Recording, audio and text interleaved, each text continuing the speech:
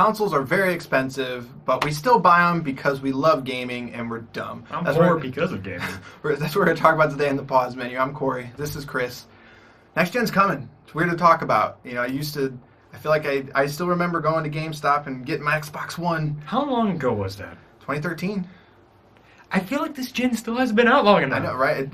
But maybe the 360 and the PS3 was an exception or something. Yeah, that's true. But PlayStation 5, it's coming.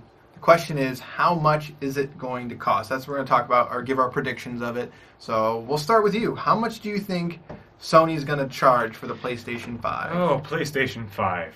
I think obviously, I think the highest it can be is $500. I think that's the max. I agree with that. We already know, because wasn't the PS3 $600 at one point? It was. Well, there was technically there was two models. No one remembers that for some reason. There was a $500 model, but nobody bought it. People bought the $600 one. Now that one was backwards compatible, though, right? It was. With the original ones were backwards compatible. It was. Yeah. And notice do you think that could add in more to expense? Oh, for sure it does. The console will be more expensive if you can make it backwards compatible. The PS3 there was literally a PS2 built into it. That's how it could do backwards compatibility. So that definitely adds to the cost. No, so. And I'm giving this a general thing. The highest it can be is 500. I feel like lowest can be 400. I feel like I want to hit in between 430. Maybe that's a weird number. 429.99. I don't know. I honestly think it also going to depend on who announces their console first. It could. I'm going $399. I don't think it's $499, and I think that's because $399 was a huge selling point for them last gen, but that was only because the Xbox was $499. That was a huge thing, but I think $400 is still that sweet spot. But the thing is that with inflation, what you were going to talk about, like $400 that's not a ton of money. Like it's not when you compare it to like an Xbox One X in terms of like dollar per performance, how much power you're going to get. But I think $399 is what they're aiming for, and I think that's what they have to hit. I don't know where they get this number from.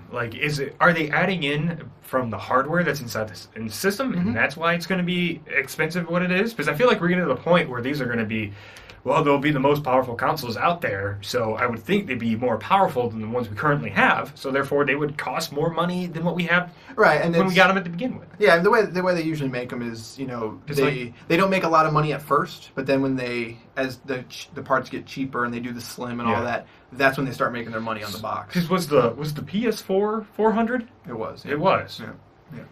And I don't know. And again, I feel like it's going to be a more powerful system. I feel like it has to be a little bit more. I want it to be 400.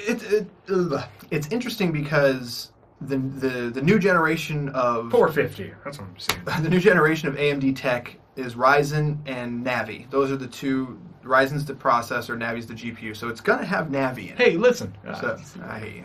It's going to have Navi in it. That's where I think the secret sauce is that they're going to be debuting a new architecture with this PS4, but I think the fact that Sony and AMD have such a good relationship, they're going to make something custom so that way they can get to that $400 price point. It's not going to be similar to a, like the PS4 is basically a 7870 in it, and there's all that things in it. But with them being able to be custom, I think they're going to be able to keep that price down. So, but I know a lot of people are expecting like an eight cores and all that stuff, but with Ryzen, I don't think you need 8 cores anymore. I think you could get away with 6 cores and 12 threads, like not to get too techie, but I think the PS4 is going to do exactly the PS5 is going to do exactly what the PS4 did. It's not going to be the biggest. It's not going to be the baddest. It's going to be a good value, though. I think Xbox is going to be more powerful, but the PlayStation is going to be that $400 value. It's just going to be a PS4 with the PS5 logo slapped on it. That's all it's going to At least not even the Pro, just the... All right. Is it backwards compatible with my PS4? I think it has to be. I think... If it's not... Because the PS4 is not compatible with 3 at all, right? No. That's an architecture thing. That's what they claim. You're going from AMD to AMD. Your chances of backwards compatibility are much, much higher just because it's going to be easier to work with. But at the same time, that costs money for them to do that. Will my digital games transfer over? I think they have to. We're getting to this era of your digital... I have more digital games than I do disc. Oh, yeah, and exactly. I think it's fair to say Microsoft is going to do backwards compatibility. There's no way they're not going to. PlayStation is the one we're sort of, I don't know, and I'll tell you right now, if they don't do backwards compatibility, it better be super cheap, like $300, or I'm gonna be pretty upset. You still have your PS4. But a lot of people trade that stuff in. That's and true. I mean, so when you trade that in to get to $400, but if it's $500 and it doesn't have backwards compatibility, that might be one of the few times I don't buy a console launch day. You know what? That's a selling point to me. I think I'm going to stick with 500. I feel like the technology that's going to have in this system now.